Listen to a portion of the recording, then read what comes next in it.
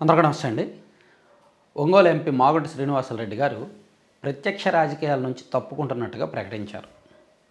మొన్న మాగుంట సుబ్బరామరెడ్డి గారి జయంతో వర్ధంతి ఏదో ఈవెంట్ జరిగింది, జయంతి అనుకుంటా. ఆ ఈవెంట్ సందర్భంగా ఆయన వచ్చే ఎన్నికల్లో తన కుమారుడు రాఘవరెడ్డి పోటీ చేస్తారు, నేను ఇంకా ప్రత్యక్ష రాజకీయాల నుంచి తప్పుకున్నానని ప్రకటించారు.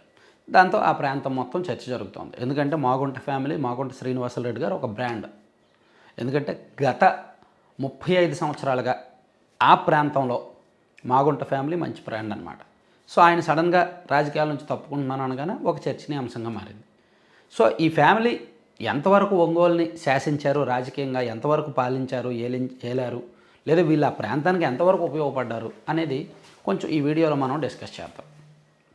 నిజానికి మాగుంట ఫ్యామిలీ ఒంగోలును చాలా స్ట్రాంగ్ పునాదులు అన్నమాట. ఫస్ట్ మాగుంట సుబ్బరామరెడ్డి గారు 1991లో కాంగ్రెస్ పార్టీ నుంచి అక్కడ ఎంపీగా గెలిచారు. ఫస్ట్ 1991లో. వీళ్ళది యాక్చువల్లీ నెల్లూరు. అప్పట్లో నెల్లూరు సీట్ ఇవ్వకపోవడంతో కాంగ్రెస్ పార్టీ నుంచి ఒంగోలు నుంచి గెలిచారు. ఆ తర్వాత సుబ్బరామరెడ్డి గారి ఆకస్మిక మరణంతో పార్వతమ్మ గారు 1996లో గెలిచారు. ఆ తర్వాత పార్వతమ్మ గారి స్థానంలో మాగుంట శ్రీనివాసరెడ్డి గారు 1998లో ఫస్ట్ టైం ఎంపీగా గెలిచారు, 98లో. ఆ తర్వాత 99లో శ్రీనివాసరెడ్డి గారు ఫస్ట్ టైం ఓడిపోయారు. సో మాగుంట ఫ్యామిలీ ఒంగోలు ఎంపీగా పోటీ చేయడం మొదలుపెట్టిన తర్వాత వరుసగా 3 సార్లు గెలిచి 4వసారి అక్కడ కరణం బలరాం గారు టీడీపీ నుంచి గెలిచారు. మాగుంట గారు ఫస్ట్ టైం ఓడిపోయారు. ఆ తర్వాత మళ్ళీ 2004, 2009లో వరుసగా 2 సార్లు మాగుంట శ్రీనివాసరెడ్డి గారు అక్కడ కాంగ్రెస్ పార్టీ నుంచి ఎంపీగా గెలిచారు. అంటే అప్పటికే 2009 నాటికే కాంగ్రెస్ పార్టీ నుంచి మొత్తం మీద 5 సార్లు, ఒక్కసారి ఓడిపోయారు, ఒక 5 సార్లు ఎంపీలుగా వీళ్ళ ఫ్యామిలీ నుంచే గెలిచారు. ఆ తర్వాత 2014లో టీడీపీ నుంచి మాగుంట గారు పోటీ చేశారు, వైసీపీ నుంచి వైవి సుబ్బారెడ్డి గారు పోటీ చేస్తే వైవి సుబ్బారెడ్డి గారు గెలిచి జస్ట్ 35,000 తేడాతో మాగుంట గారు ఓడిపోయారు. ఓడిపోయాక ఆయనకు టీడీపీ ఎమ్మెల్సీ ఇచ్చింది. కానీ ఆయన 2019లో వైసీపీలో చేరి మళ్ళీ ఎంపీగా పోటీ చేసి గెలిచారు. 2024లో మళ్ళీ టీడీపీలోకి వచ్చి ఎంపీగా పోటీ చేసి గెలిచారు. సో ఓవరాల్గా 7 సార్లు మాగుంట ఫ్యామిలీ ఒంగోలు పార్లమెంటు స్థానం నుంచి ఎంపీగా గెలిచారు. 7 సార్లు, అందులో 5 సార్లు మాగుంట శ్రీనివాసరెడ్డి గారే. సో ఇన్ని సంవత్సరాల్లో వాళ్ళు మరి ఏం చేశారు, ఒంగోలు పార్లమెంటు స్థానానికి ఏం చేశారు? చాలా సింపుల్. 1990లో పశ్చిమ ప్రకాశం ఎలా ఉందో ఇప్పుడు పశ్చిమ ప్రకాశం ఎలా ఉందో అదే వీళ్ళు చేసింది. నేను ఇది ఏదో టార్గెట్ చేయడానికో లేదా విమర్శించడానికో కాదు. అయితే మాగుంట ఫ్యామిలీకి ఒక మంచితనం ఏంటంటే ఇంటికి ఎవరు వెళ్ళినా ఆప్యాయంగా పలకరించడం కానీ, భోజనం పెట్టడం కానీ, సొంత మనుషుల్లా చూసుకోవడం కానీ, ఆ క్యాడర్ని మెయింటైన్ చేయడం కానీ, ఆప్యాయంగా మాట్లాడడం, పలకరించడం కానీ అదంతా బాగుంటుంది. సో మాగుంట గారు ఏం చేశారంటే పశ్చిమ ప్రకాశం ప్రాంతంలో మార్కాపురం, దర్శి, ఎర్రగొండపాలెం, గిద్దలూరు, కనిగిరి ఆ ప్రాంతంలో తనకంటూ ఒక బలమైన అనుచర వర్గాన్ని, తనకంటూ వ్యక్తిగతంగా అభిమానించే ఒక బలమైన నాయకత్వాన్ని తయారు చేసుకున్నారు. సో వాళ్లకు ఎప్పుడూ అందుబాటులో ఉంటూ వాళ్ళతో మంచి రేపో మెయింటైన్ చేస్తూ రాజకీయంగా తన పునాదులను స్ట్రాంగ్ చేసుకున్నారు.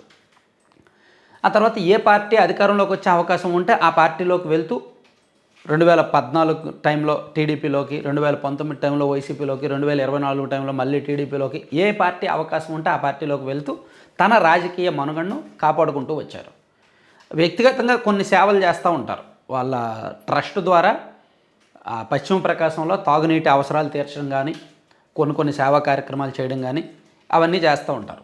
అయితే దానికంటే వ్యక్తిగతంగా వీళ్ళు చేసే సేవ కంటే ఒక ఎంపీగా, ఒక ప్రజాప్రతినిధిగా వీళ్ళు చేసిందంటూ ఏమీ లేదు. అక్కడ పెద్దగా ఏమి ఉండదు. ఏమీ లేదు మీన్స్ మరీ ఏమీ లేదని నేను తీసిపడాను, కానీ చెయ్యాల్సినంత చెయ్యాల. వాళ్లకు అక్కడ ప్రజలు ఇచ్చిన స్థానానికి, వాళ్ళు ఆ ప్రజలకు చేసిన మేలుకి సంబంధం లేదు. ప్రజలు వాళ్ళని ఎక్కడో ఎక్కించారు, కానీ వీళ్ళు ఆ ప్రాంతాన్ని మాత్రం ఆ స్థాయికి తీసుకువెళ్ళలేదు. ఎప్పుడు కూడా పార్లమెంటు, లోక్సభలో కావచ్చు, ఎప్పుడు కూడా ఆ ప్రాంతం గురించి పెద్దగా ప్రస్తావించింది కానీ ఏమీ ఉండదు. ఆ ప్రాంతంలో నిజానికి పశ్చిమ ప్రకాశానికి చెయ్యాలే కానీ ఎన్నో చేయొచ్చు. అక్కడ ఇప్పటికీ కూడా మూత్రపిండాల వ్యాధులు, కిడ్నీ వ్యాధులు ఆ కనిగిరి ప్రాంతంలో అండ్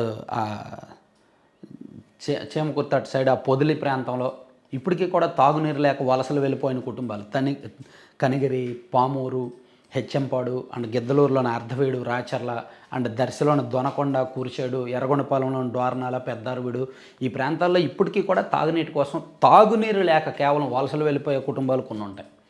అండ్ సొంతంగా భూములు ఉన్నా సరే బోర్లు పడక, గ్రౌండ్ వాటర్ లేక, వర్షం లేక, వర్షాభావ పరిస్థితులు, కరువు కారణంగా అండ్ వెలుగొండ ప్రాజెక్టు పూర్తవ్వక సాగునీరు లేక వలసలు వెళ్ళిపోయిన కుటుంబాలు అనేకం ఉంటాయి. అంతెందుకు 2011లో అప్పుడు మాగుంట శ్రీనివాసరెడ్డి గారు ఎంపీగా ఉన్నప్పుడు కాంగ్రెస్ పార్టీ అక్కడ ఆ ఏరియాకు నిమ్జ్ ప్రకటించింది. National investments and manufacturing zone అని ఒకటి ప్రకటించింది. ఇప్పటికీ కూడా అది కనీసం కార్యరూపం దాల్చలేదు. లేదు, దాదాపుగా 14 సంవత్సరాలు అయింది. లేదు.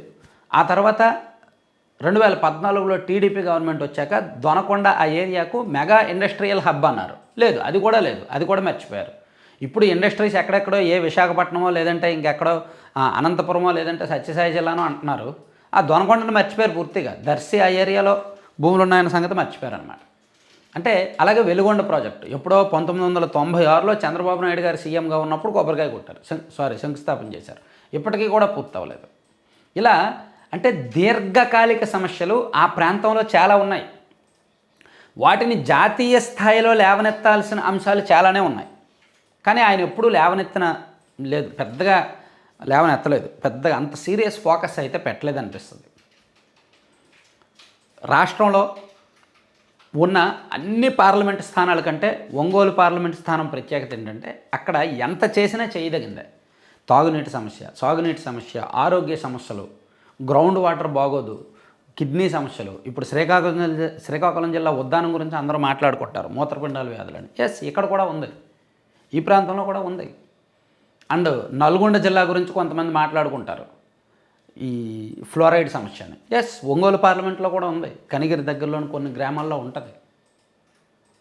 వీటికి శాశ్వత పరిష్కారం అంటూ ఇప్పటికీ చూపించలేదు. ఒక ఎంపీగా ఆ ప్రాంతాన్ని ఒక 35 సంవత్సరాల నుంచి ఎంపీగా పనిచేస్తున్నప్పుడు అంత బలమైన ముద్ర వేయడంలో ఫెయిల్ అయ్యారు. ఆయన ఒక పొలిటీషియన్గా సక్సెస్ అవ్వచ్చు, ఒక లీడర్గా సక్సెస్ అవ్వచ్చు, కానీ ఒక ఎంపీగా, ఒక సుదీర్ఘకాలం ఆ ప్రాంతానికి ప్రజాప్రతినిధిగా పనిచేసిన ఎంపీగా మాగుంట శ్రీనివాసరెడ్డి గారు అంత ఎఫెక్ట్ అయితే చూపించలేకపోయారు, అంత ప్రభావం అయితే చూపించలేకపోయారు, ఒక బలమైన ముద్ర అయితే మాత్రం వేయలేకపోయారు. ఇప్పుడు రేపు పొద్దున మాగుంట రాఘవరెడ్డి గారు ఆ ప్రాంతానికి వస్తున్నారు. నిజానికి గత ఎన్నికల్లోనే రాఘవరెడ్డి గారికి సీట్ కోసం ట్రై చేశారు. కానీ రాఘవరెడ్డి గారికి ఇవ్వడం ఇష్టం లేక శ్రీనివాసరెడ్డి గారినే కొనసాగమని పార్టీ అడగడంతో ఆయన పోటీ చేశారు. రాఘవరెడ్డి గారు కూడా అంత చురుకైన వ్యక్తి అయితే ఏమీ కాదు, మంచి వ్యక్తే. తండ్రి రాజకీయ వారసత్వం వచ్చిందో లేదో తెలియదు, కానీ తండ్రి నుంచి వ్యాపార వారసత్వం అయితే వచ్చింది. వ్యాపారం బాగా చేస్తారు. ఎంత బాగా చేస్తారో ఆల్రెడీ 2023లో ఢిల్లీ లిక్కర్ స్కామ్ రికార్డులు చూస్తే మనకు తెలిసిపోద్ది.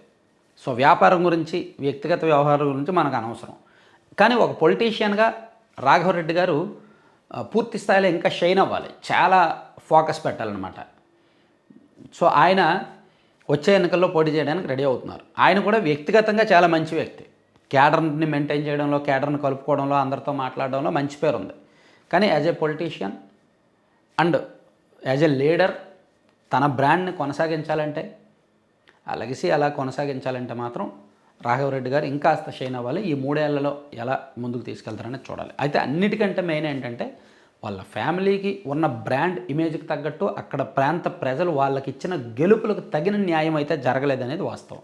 ఆ న్యాయం ఎందుకు జరగలేదంటే 30-35 ఏళ్ల కిందట ఆ ప్రాంతం ఎలా ఉందో ఇప్పటికే అలాగే ఉంది. అప్పుడు ఏం సమస్యలు ఉన్నాయో ఇప్పటికే అవే సమస్యలు ఉన్నాయి. ఒక పెద్ద పరిశ్రమ లేదు, ఒక పెద్ద ఇండస్ట్రీ లేదు, ఒక వలసలు తగ్గలేదు, వ్యాధులు తగ్గలేదు, ఏది శాశ్వత ప్రాజెక్ట్ అంటూ ఏమీ రాలేదు. దానికి కారణం బికాజ్ ఆఫ్ అక్కడ పొలిటికల్ ఫెయిల్యూర్స్. ఇదిగో ఇటువంటి నాయకుల వల్ల.